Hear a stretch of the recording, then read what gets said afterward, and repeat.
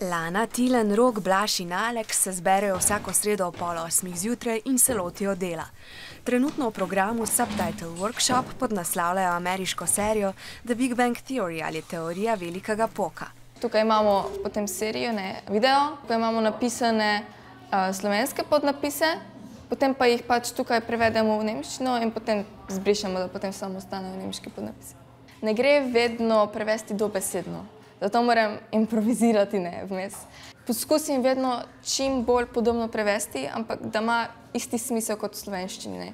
Pomaga, da jim je serija, ki jo prevajajo, blizu. Učitelj se je tokrat zelo dobro odločil, ker vsi gledamo tole serijo. Nas enostavno še toliko bolj veseli, da lahko potem prevajamo nekaj, kar poznamo. Njihov prevajalski krožek deluje od začetka lanskega oktobra, ko so v nemščino prevedli šolsko spletno stran. Pri delu si pomagajo s spletnimi slovarji in seveda z učiteljem. S tem, ko oni mene sprašujejo določene besede, ki jih ne poznajo, in jim seveda pri tem pomagam, ali pa se pomagajo tudi občasno za slovarji, potem seveda s tem širijo svoj besedni zaklad, ki ga mogoče drugače ne bi. Prevajalski krožek pa pripomore k še večji priljubljenosti nemškega jezika, ki je na tej osnovni šoli prvi tuji jezik. Nemščina bolj leži, pa rajši gledam nemške serije kot pa angleške.